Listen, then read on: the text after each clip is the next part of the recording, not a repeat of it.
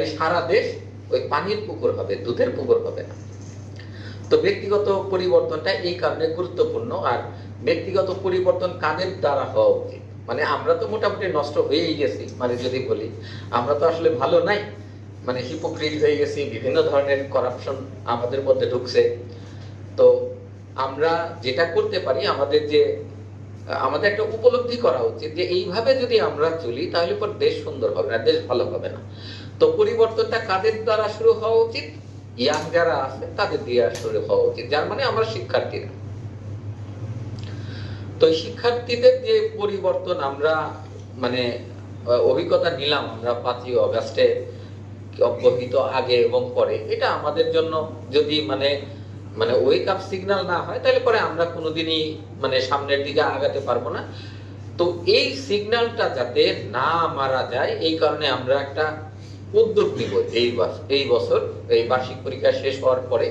আমি মূলত এই কথাগুলোই বলবো এবং এই উদ্যোগটা সফল করার জন্য আপনারা আমাদের বলবেন যাতে আমরা সফল করতে পারি। এবং এই উদ্যোগের মধ্যে যে যে কথাগুলো বলা হয়েছে আমরা সব আসবো। প্রথম কথা হয়েছে রেড ক্রিসেন্ট ও যেটা বলছে আমরা একটা স্বেচ্ছাসেবক মানে সম্মেলনের কথা বলছে, এটাকে আমরা একটু বাড়াবো, এটা আমরা স্বেচ্ছাসেবক ও শিক্ষার্থী সম্মেলন করতে চাই।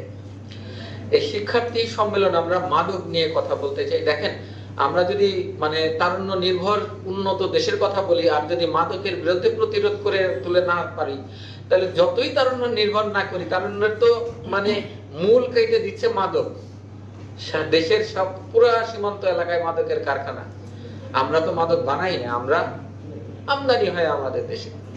তো এটা তো বোঝা উচিত যে একটা দেশ যখন তার সীমা প্রতিবেশীর পাশ দিয়ে, আপনার বাড়ির পাশ দিয়ে যদি আপনার প্রতিবেশী খাল কাটে আপনার কেমন লাগবে? প্রতিবেশী ভাল লাগবে? তা আপনার প্রতিবেশী তো মাদকের কারখানা করে রাখছে মিয়ানমার থেকে শুরু করে ইন্ডিয়ার অনেক জায়গা। তো এইটা তো খুব ভালো প্রতিবেশী সুলভ আচরণ না। তো এইটা বুঝতে হবে যে কেন তারা করতে চায়। তারা করতে চায় যে আমরা যেন পরনির্ভরশীল থাকি।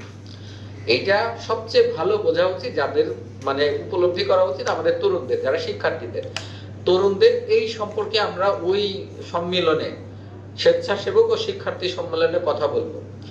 আমরা মানে তথ্য অফিসকে একটা দায়িত্ব দিতে চাই। আমরা এখানে যারা আছেন এই জেলায় অনেক সফল সম্ভাবনাময় স্টুডেন্ট ছিল, মাদকের কারণে তাদের জীবন ধ্বংস হয়ে গেছে। অনেক সুন্দর সফল পরিবার ছিল, সুখী পরিবার ছিল, মাদকের আক্রমণে মাদকের মানে কি আগ্রাসনে তাদের পরিবার একেবারে বিপর্যস্ত হয়ে গেছে।